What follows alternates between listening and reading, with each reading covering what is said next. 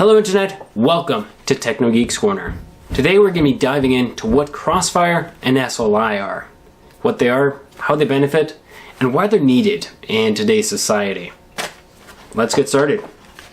So in the age of modern gaming, one graphics card isn't always enough to run those high-resolution graphics that we've all been accustomed to. This is why many people in their high-end expensive gaming machine will end up running 2 or more graphics cards. This requires a particular program to end up working in tangent with the 2 graphics cards, so that they can figure out exactly how they're going to be loading those images.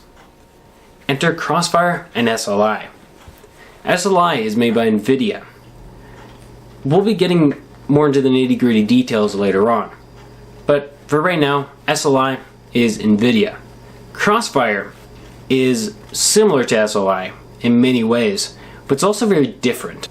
Now, if you were to run a computer with an ATI and an Nvidea graphics cards, ATI is not compatible with SLI, nor is Nvidea compatible with CrossFire, because they're very, very different graphics cards.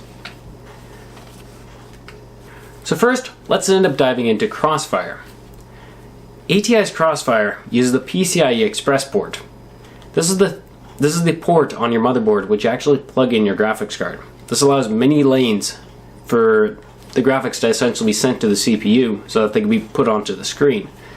Another thing that this also allows is them to essentially be able to talk a lot faster than some of the SLI counterparts.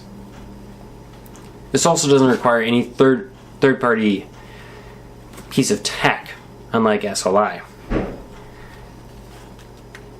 So ATI's CrossFire is what's known as a family specific. What this means is that, let's use my Omega X as an example. I am running a Asus RX 580 Strix gaming GPU. Now what this means is I can pair it up with the RX 550, 560, an RX 570, an RX 580, and it doesn't have to be exactly with 8 gigs, nor does it have to have the same GPU clock speed. Now, the thing you have to remember about any sort of multi-GPU setup is that it doesn't work exactly like a multiplier. So it's not 8 plus 8 equals 16 like it is in RAM. It's actually more along the lines of you still have 8 gigs, but there's 2 separate graphics cards. So we're going to split the workloads amongst those 2 or more graphics cards. Now, how exactly this works inside your GPU or inside your actual system is if you have multiple GPUs of various different speeds, your more powerful one is actually going to lower itself to meet the demands of the lower powered one.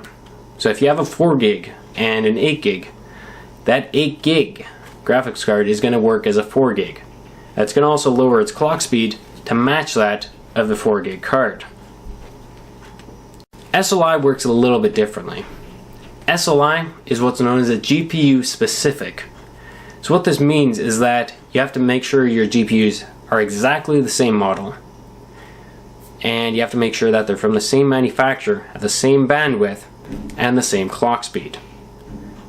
So you cannot take a MSI GTX 1080 and pair it up with an Asus GTX 1080. Nor can you pair up an Asus with a Gigabyte, and so on and so forth. Even though they are from the same graphics family, they're not the same card. Another thing that SLI requires is that you have a bridge to actually connect them physically.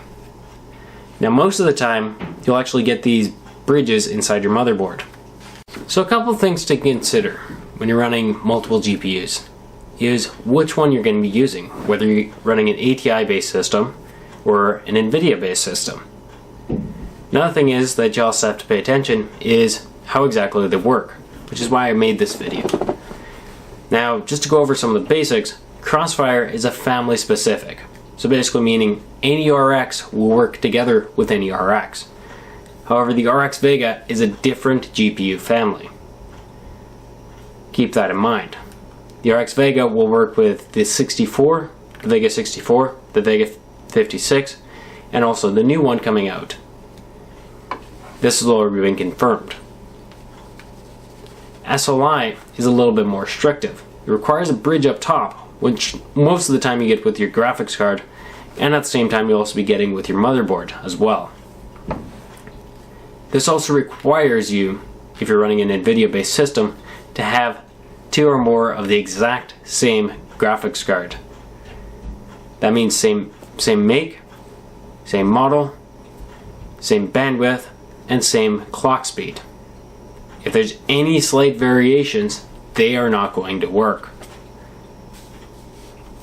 Another thing to also take note is that running multiple graphics cards isn't like RAM, how you end up having it as a multiplier.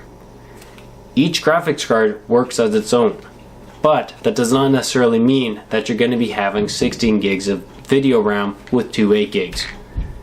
It works more along the lines of this one's going to render this half of the screen and this one's going to render the other half of the screen in an interlaced sort of way on a per pixel basis.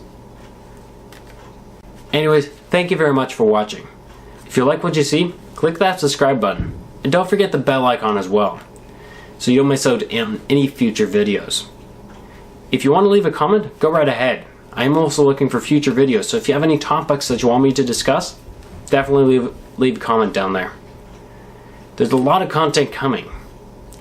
While it's been a little while for me to get a lot of content out, there is a lot more coming. And as I'm trying to create more content for you guys, definitely subscribe so you don't miss out. And as always, thanks for watching.